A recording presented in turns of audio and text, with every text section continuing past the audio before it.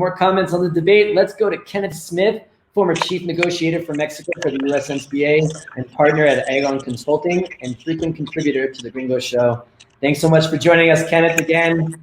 I always love having you on the show. I don't like your sports teams, but I like your politics. And Kenneth, what's going on here? Like, what? Especially, I mean, your name is Kenneth Smith. It sounds like a guy that came to the U.S. on the Mayflower, but you are Mexican. So as a Mexican watching the show in Mexico, how do you feel about this? Like, well, what was going through your mind when you were watching the debate? Well, Dan, the thing is, the entire world, I think, was waiting with bated breath to watch this debate. And it was truly painful to watch at times. Like you said, I mean, it was just a screaming match. I think the strategies on both sides were clear. I think Vice President Biden was looking to just withstand the attacks from Trump. He knew they were coming.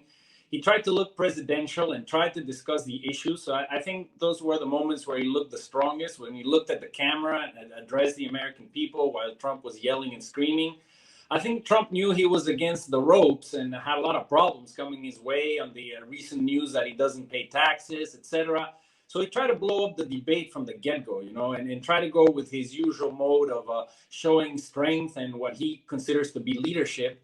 The big problem here is that Trump is losing in the polls. So he needed to gain ground. He needed to make inroads with some of those 12 to 15% of undecideds that are still remaining in the election. And the reality is that after the debate, the polls didn't change at all. 2 days after the debate, on average, Biden still has about an 8-point lead. And I think if you look at the scorecard, the areas where Biden did well, I think it was in the discussion on the handling of the COVID crisis and emphasizing the 200,000 deaths. The discussion on the health plan, talking about how Trump wants to take away coverage for people, millions of people with pre-existing conditions. The discussion about the veterans and how Trump has discussed, their standing in society. But I think Biden looked weak, and Trump scored a few points on the discussion on the Supreme Court nominee. I think Trump made him lose his temper a couple of times. Calling him a clown, saying "shut up, man," things like that. If there's a second debate, Biden's gonna have to sort of keep his cool. But I'm not sure there's going to be another debate. I mean, it really serves no purpose, and like you say, it's really a disservice to democracy.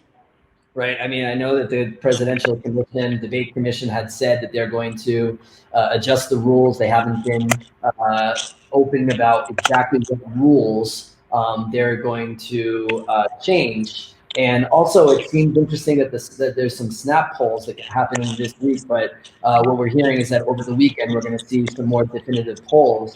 And what the pundits are saying is that Trump really lost this debate because he did not look presidential. I don't even know if this is a surprise to anybody, but it seems that Biden had the advantage in keeping it cool, looking presidential. And Trump's strategy was to cut him off because I think he knew that Biden had a lot of things that he had to say against them. So by cutting him off, that was going to be better. Tell me more about what you thought about that. Well, I mean, I think the problem is that Trump didn't gain any ground. And like you say, he tried to sort of, with bluster and interrupting permanently, showed strength, but he really seemed more unhinged than usually. And I think he knows he's in trouble. He's against the ropes. A lot of Republicans are walking away from him. I mean, I still believe the election is going to be closer than it looks in the polls. I mean, I think there's a lot of hidden Trump votes, a lot of people that want to vote for him still, but every time it's getting harder and harder to come out in public and support someone who gives a shout out on national TV to a white supremacist group. I mean, that's really way off bounds for anybody in the Republican Party. But still, you still have a nucleus of 30 to 35,000, 35% of U.S. voters that are likely to vote for Trump. I still think he's going to lose, but it's going to be closer than we think. It's going to be interesting. Last question for you. Mexico, it seems like the debate in 2018, as I mentioned before, yeah, there were a couple of models on it, but it seemed a lot more presidential, the Mexican debate, than the American debate. Well, I'll tell you what, that's the case. And even though we had some characters that belong in the circus too, like the Nuevo León governor, El Bronco, who made jokes and outrageous remarks throughout the debates. But the reality is that this should be instituted in the U.S. debates. the microphone would go off after the 2 minutes where the candidates had a chance to speak. So essentially, you were just cut off.